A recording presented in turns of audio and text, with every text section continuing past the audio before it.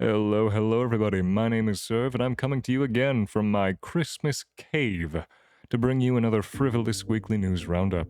Let's begin. First off, the Steam Winter Sale 2024 has just gone live, and we do live in a world where buying milk and eggs requires 6 months of financing, so I'm sure many of you have been trying to avoid breaking the bank on buying any of the big games that have come out this year, so now's your time. Or, of course, be like me and spend nothing because we are exactly 69 days away from Monster Hunter Wilds. Now, this next story is not exactly gaming related.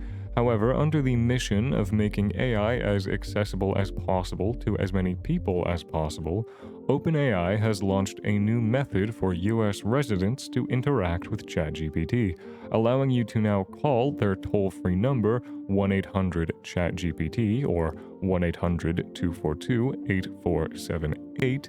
You can now call ChatGPT on any phone, as long as it's in the US, or message it on WhatsApp.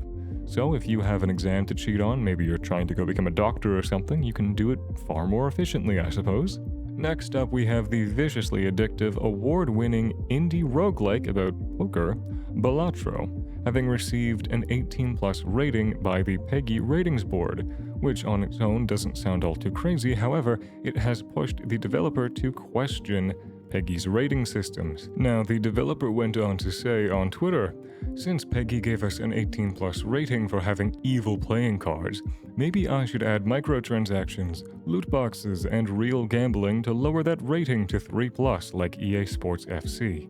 And now, for anybody who is unfamiliar with just what Local Thunk is talking about here, the war between competent individuals and, well, PEGI has been going on for many years, with this article from 2019 citing how 4 children nearly spent €550 in 3 weeks buying player packs to play the FIFA football video game on the family's Nintendo Switch console. This is a story that went quite viral and did actually result in a court case, if you've ever heard of EA and their surprise mechanics.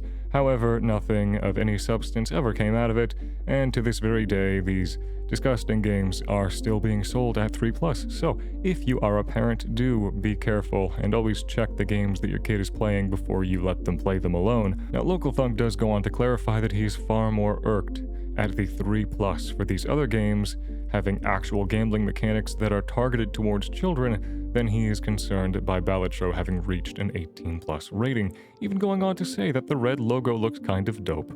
The story then concluded with Local Thunk tweeting out, "Talked with PEGI and they do not see anything wrong with Balatro having been rated 18+, nor with EA Sports and their similar games having been rated 3+. Blaming EU laws, blaming storefronts, waiting for the future, sitting on their hands. I thought some good might come out of this. This sucks." This is simply another case of laws simply not catching up with technology and the rate that it's evolving as more and more companies try to find new ways to take advantage of children, much in the same vein as Cocomelon. Now moving on to our new releases, Sonic the Hedgehog 3 has just hit theaters and it is coming out to rave reviews. On Rotten Tomatoes, we're seeing an 85% critic score and a 98% viewer score, which is absolutely absurdly high for a video game and the third in the series as well. Now, I believe this really just goes to show what happens when a product is made for its intended audience, rather than attempting to dilute itself in order to appeal to the mythical, wider audience. Let's see if Minecraft manages to do the same thing as they...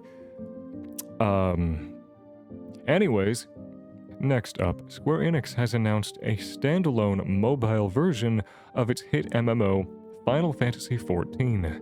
This mobile version will be handled by a different company, but still overseen by Naoki Yoshida. And as many players were very concerned about the potential of this being a, well, lazy cash grab, a beta has just begun for Chinese players only, allowing us to get a first look at how the game actually performs and exactly how it's structured. And here we can see a little clip from streamer Arthars as he expresses a great degree of joy over the game's netcode. Now, as many players of course were concerned about monetization, Yoshida has gone on to say that the game will be fully free to play and will not include gacha or other exploitative monetization schemes. Instead, Yoshida claims it will be geared toward encouraging long-term engagement. So we'll have to see exactly what that means soon. Of course, the beta has begun in China, so it is possible we'll see a little bit of how that monetization works very, very shortly. Lastly, we have Lost Soul Aside, beginning its development 10 years ago with but a single individual. This game is a hack-and-slash RPG that takes inspiration from the likes of Final Fantasy XV and Devil May Cry, and you can try it out when it is slated to release later this year on PC and PS5. And with that, that is everything we have for this week's Frivolous News Wrap-Up. I have been Cerv, and thank you kindly for watching, and of course, if you enjoyed, leave a like, a comment, subscribe, all of that fun stuff, and tell me what you'd like to see next. Fare thee well.